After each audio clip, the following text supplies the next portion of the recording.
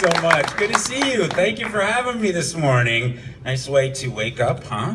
Yay, Music. we're awake. Yeah, now, hopefully. Awesome. Yeah. Jim, thank you for an amazing 2016. We did some awesome things together as Jim Brickman and Roland. We've got some awesome things for our dealers and our customers to talk about. Let's first talk about the piano festivals, that tour that we did with our dealers.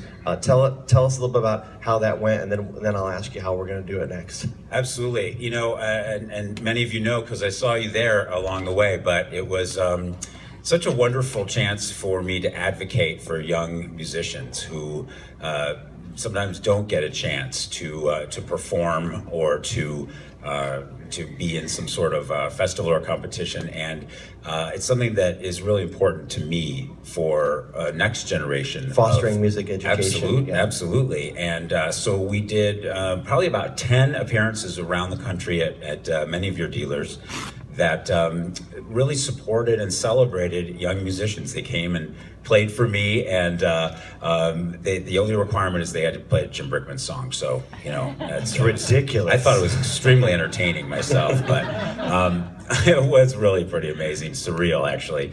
But it was really wonderful, and then many of them got a chance to play with me on stage during my holiday tour in December. So, I was very careful not to make sure that there wasn't a winner and, you know, that everybody else didn't get a chance. So many of the other young musicians got played in the lobby on the Roland LX-17. I mean, it was amazing. They played during intermission. They played at sound check. They were invited to come to my sound check, and a really great way to introduce them to an amazing instrument.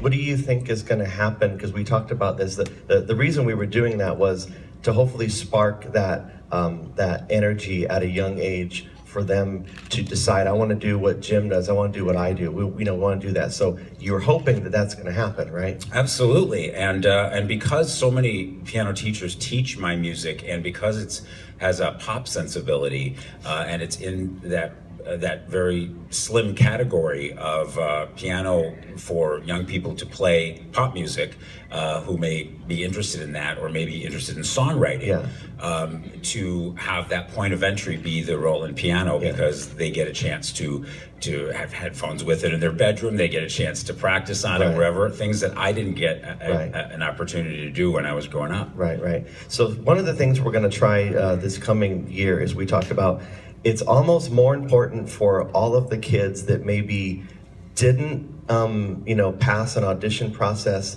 to meet you and play for you, versus like the very, very best ones. Because the very, very best ones, like, they're probably going to go on and do this.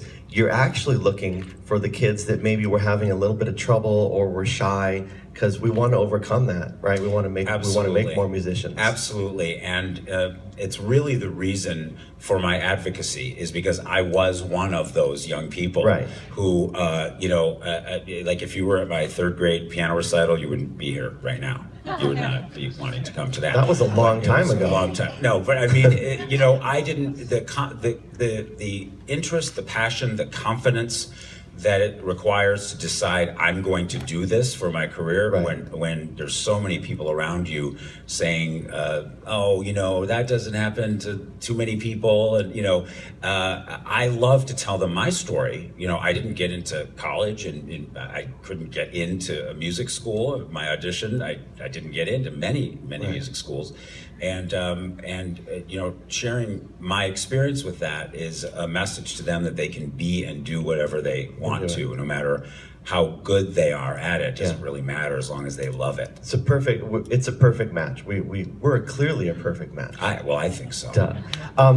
One other program, and we're going to play back the highlight reel, and we'll get off the stage in a second, but we did a really cool holiday webcast from our office at the end of the year to kind of promote the tour, to answer questions, and we talked about wanting to do it even a little bit more, and some of the tours, some of the holidays. So tell everyone kind of a little bit about what that was. Absolutely. Well, it was basically taking the road show of mentoring, advocacy, and masterclass, and streaming it on the Roland digital streams and on my website throughout the world, so that people and many of the dealers and many of you could share that with a lot of your piano teacher folks and a lot of your clientele to be able to stream this. And so we took live questions. It was we did 2 hours of different time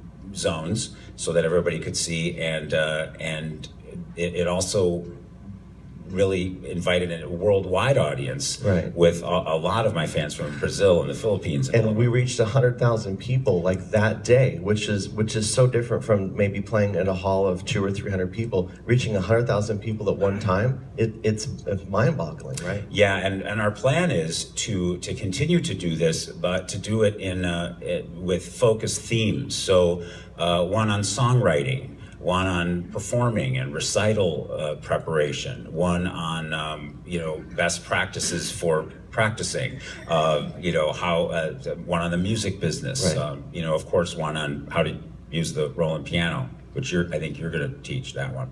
Yeah, but we do have in your contract, you have to say the words Roland piano at least 12 times a day. So yeah, you're almost there. I think I'm at 9 at the moment, so that's good. I am very, very, I am very, very proud to be here, and as many of you know, because of my background with playing acoustic pianos, this past year, on my tour, we had the LX17 and we had the studio piano, and we had it in the lobby. People, the audience got to play it, and a lot of the dealers invited their clients and teachers and students to come and be part of that celebration at sound check, and we gave tickets to many of these students who otherwise might not have been able to be there. But one of the most amazing things that happened to me was that I went with a little trepidation because I've only played acoustic on stage for 20 years. So this was a challenge for me, but people absolutely loved it. I mean, I had more comments to my sound engineer about how great the piano sounded, and not one person, the entire place, the entire tour of 40 cities, nobody came up to me and said, were you playing nothing like that. It was unbelievable. Yeah.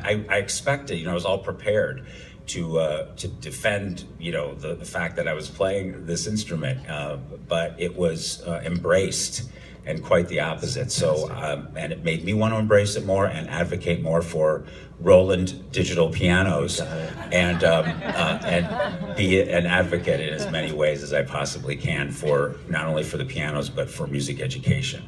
Ladies and gentlemen, Jim Brickman. Thank you, brother.